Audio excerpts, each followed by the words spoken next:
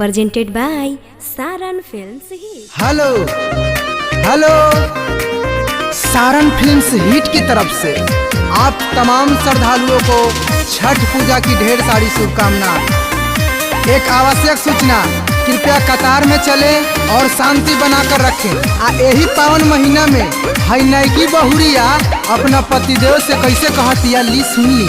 महामारी में भी छठ कैले रही, रउआ जीती चुनाव से धैले रही।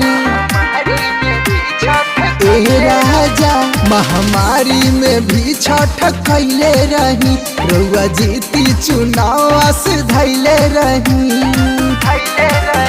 देनी दौरा सजाइए जी, देर ना लगाई, छठी मैया खिसियाई है राजा जी। आगमन छठी माई के होई, घाट बजानवा बाजी जी। आगमन छठी माई के होई, घाट बजानवा बाजी जी।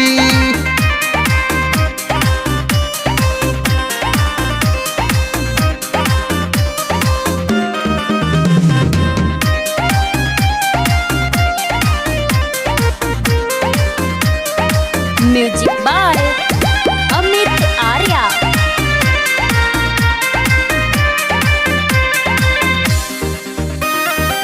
नदी पोखरिया जल के मछरिया, मारेला गोरवा में ठोरवा, तबो ना छुआली मैया जी।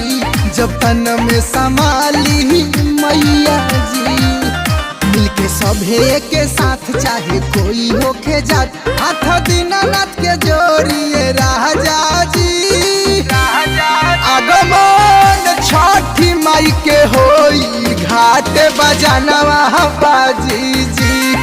आगमन छठी माई के होई, घाट बजानवा बाजी जी।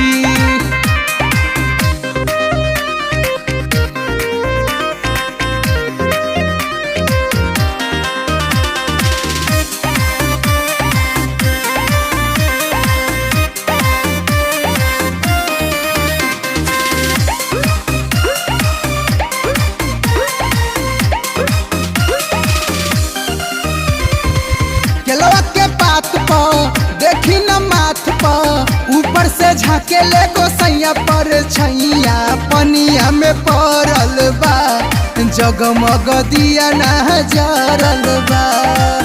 साझे अर्घ दियाई, जोरे कोसिया भराई, देवता पूजिया में गानवा बाजी जी। आगमन छठी माई के होई, घाट बजानवा बाजी जी। आगमन छठी माई के होई, घाट बजानवा बाजी जी।